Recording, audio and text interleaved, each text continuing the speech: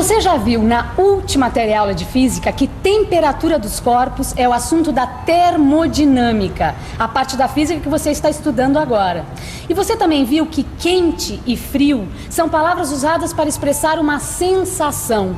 Mas será que essa forma de expressar o calor é a mais precisa? Na nossa vida de todo dia, sim, mas para a ciência é necessário usar termos mais precisos. E é justamente isso que você vai ver na teleaula de hoje.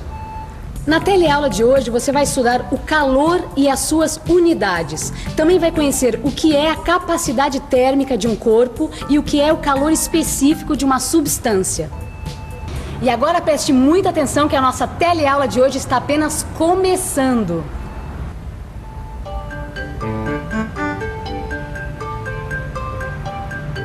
Você prefere frio ou calor? Frio. Calor. Calor. Calor também. Normalmente, nós associamos a palavra quente a situações em que um corpo ou então a atmosfera está com a temperatura elevada. E a palavra frio é justamente o contrário, quando alguma coisa ou então a atmosfera está com a temperatura baixa. Mas essa não é uma maneira muito precisa de se expressar calor de um corpo, porque depende de quem está sentindo o calor. Para uma pessoa que viva no sul do Brasil, a temperatura do Nordeste pode ser muito quente. Enquanto para o morador do Nordeste, esta mesma temperatura pode ser muito agradável. Para algumas pessoas, um pouco de frio pode ser agradável e para outras pode ser insuportável. Muitas vezes a gente usa a palavra calor como sinônimo de temperatura quente, mas para a física, calor é uma forma de energia que está associada ao movimento das moléculas que constituem um corpo. Ah, isso quer dizer, então, que qualquer coisa, esteja quente ou fria, tem calor. Essa água aqui, por exemplo, olha, apesar de ela estar fria, ela tem calor. Já essa outra água que eu coloquei nessa panela aqui no fogo, ela está numa temperatura muito alta. Isso você já viu que quando acontece, significa que as moléculas dessa água estão em alto grau de agitação. Ou seja, a energia cinética média dessas moléculas é grande. Ou em outras palavras, a quantidade de energia no corpo é grande. Agora, e a propagação do calor, o que que é? É a propagação dessa agitação molecular que eu estava falando. Ó, você quer um exemplo? Esse feijão aqui, quando eu coloquei no fogo, eu vi que a superfície dele demorou um certo tempo para se esquentar. Por quê? Porque as moléculas que estão na base da panela, mais próximas da chama, elas começaram a agitação e essa agitação foi se propagando até a superfície. Ao contrário disso, quando a gente coloca alguma coisa na geladeira, a gente está fazendo o quê? A gente está diminuindo a agitação molecular da água, do suco, enfim, do que você colocar dentro da geladeira, tá certo? E diminuir a agitação molecular, o que que é? É retirar energia térmica, ou seja, esfriar alguma coisa. Oi, Vicente! Opa! Nossa, tudo isso é frio, rapaz? Dentro dessa cozinha tá um calor. Pois é, tô sentindo. Tá abafado aqui, hein? É, aqui tá agora lá fora, meu amigo, tá um frio danado. É mesmo, é? Ô, Vicente. Fala. Vou te falar uma coisa. O que que é? O pessoal lá do cerimonial mandou avisar que tem mais 3 convidados pro almoço. Ah, pelo amor de Deus, agora, em cima da hora, já tô com tudo pronto. Como é que eu vou fazer? Mandaram desavisar, né, Vicente? O que eu posso fazer? Bom, o único jeito é botar água no feijão. Pega um pouco de água lá, vamos Tá legal. isso aqui. Traz isso comigo. Então tchau, tá? Depois a gente se fala, tá bom? Rosinha, sabe que eu acabei de falar com uma amiga, a Cristiana, e ela convidou umas pessoas pra almoçar na casa dela hoje. Ela acabou de saber que vai aparecer mais gente do que ela tava esperando. Ai, que coisa chata, né? Ué, fala pra ela colocar mais água no feijão. É exatamente o que ela vai fazer. Só que ela tá preocupada porque com mais água vai demorar mais tempo pra cozinhar. Ela vai ter que calcular o tempo de cozimento. É mesmo. Sabe que quando eu coloco muita água pra fazer o café, ela demora pra esquentar?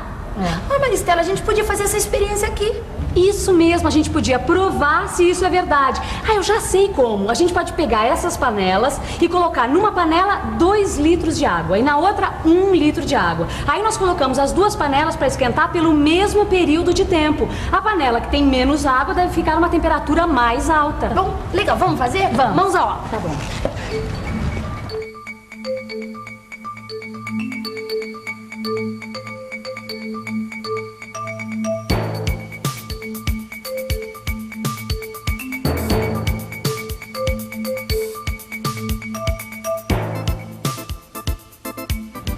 Certo. Bom, A água das duas panelas está à mesma temperatura, de 23 graus Celsius. Agora você pode acender, Rosinha, só um pouquinho que eu vou marcar 3 minutos, tá bom? Vamos lá. Vai lá no primeiro, tem que ser rapidinho. Vamos lá. Deu aí? E já!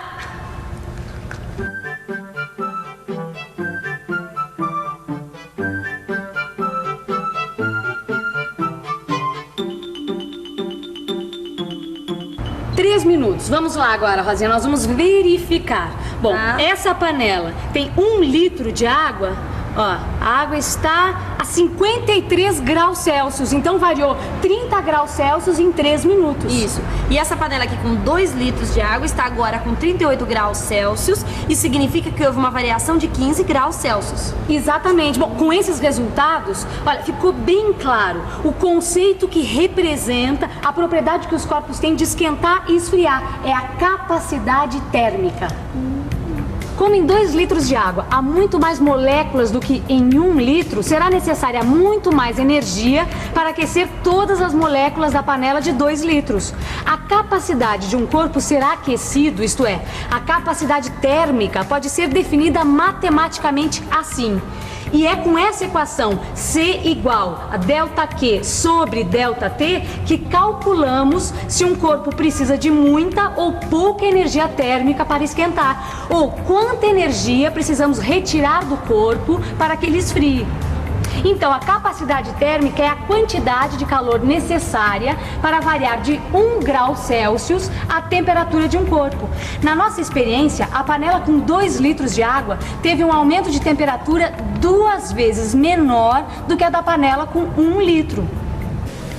Mas é bom saber essas coisas, hein? Você viu só o que eu fiz? Eu peguei o feijão e dividi em 2 panelas menores. Assim eu posso esquentar uma quantidade menor de feijão em cada uma delas.